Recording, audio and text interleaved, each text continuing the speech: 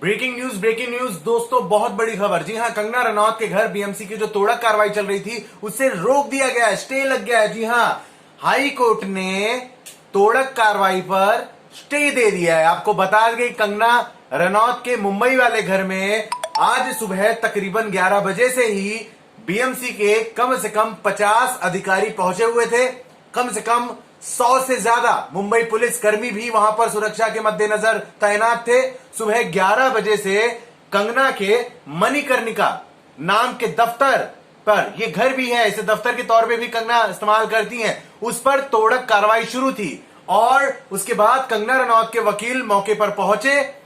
Video conference के जरिए उन्होंने फिर एक बार हाई कोर्ट में याचिका दायर की और उनकी याचिका को मंजूर कर लिया गया और बॉम्बे हाई कोर्ट ने स्पेशली स्टे ऑर्डर दे दिया है। बीएमसी को मना कर दिया कि अब एक भी तोड़क कार्रवाई नहीं करनी है और इस मामले पर सुनवाई कल होने वाली है। आपको बता दें कि कंगना रनौत ने बीएमसी को पहले ही ये कह दिया था कि हाई कोर्ट ने 30 सितंबर तक का ऑर्डर दिया कि घर नहीं तोड़ सकते। फिर भी एक दादागिरी, एक दबंगई शिवसेना की, महाराष्ट्र सरकार की, जिन्होंने आज सुबह से ही बीएमसी के एक बहुत बड़े दस्ता को भेज दिया कंगना रनौत के घर तोड़क कार्रवाई करने के लिए। और आखिरकार फिर एक बार हाईकोर्ट द्वारा स्टे मिल गया है। अब इस पर सुनवाई कल होगी। कल जब सुनवाई होगी तो जाहिर है कि सरकार की तरफ से, महाराष्ट्र सरकार की तरफ से, शिवसेना की तरफ से भी कोई वकील जाएगा ये बताने के लिए।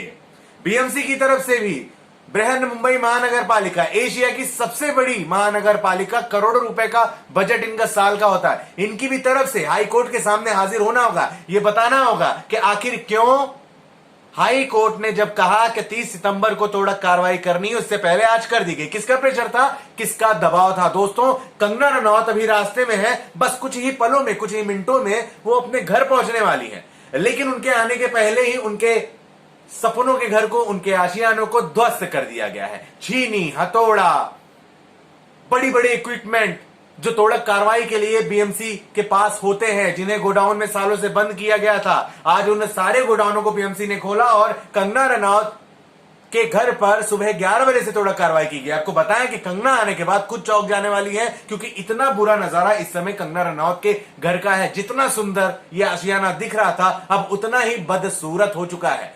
आपको बताएं कि सारी चीजें ध्वस्त हो गई हैं। कम से कम करोड़ों रुपए लगाकर कंगना रनौत ने अपने तरीके से इस घर को बनाया था। यहां पर अपने एक मणिकर्णिका प्रोडक्शन हाउस चलाती थी और इस प्रोडक्शन हाउस के बैनर तले जो सबसे पहली फिल्म आने वाली थी वो अयोध्या नाम की फिल्म आने वाली थी। यानी कंगना रनौत जिस फिल्म को अपने मणिकर्णिका बैनर के तले, प्रोडक्शन हाउस के तले प्रोड्यूस करने वाली थी, उस फिल्म का नाम था मणिकर्णिका। और मणिकर्णिका प्रोडक्शन हाउस कि जो सबसे पहली फिल्म थी अयोध्या, यानी राम भूमि पर आधारित ऐतिहासिक फैसला जो लिया गया था, उस पर आधारित ये फिल्म बनाने वाली थी। और इसी दफ्तर को बीएमसी ने चकनाचूर कर दिया है। कंगना रनौत का करोड़ों रुपए का नुकसान हो गया है, पूरे दफ्तर को तोड़ के बर्बाद कर दिया गया है। जी हां, लेकिन अब ये तोड़क कार्रवाई रुक गई है। लेकिन अहम सवाल कि ये जो नुकसान हुआ है उसकी भरपाई करेगा कौन? हाई कोर्ट की अवहेलना क्या बीएमसी को करना पड़ेगा भारी?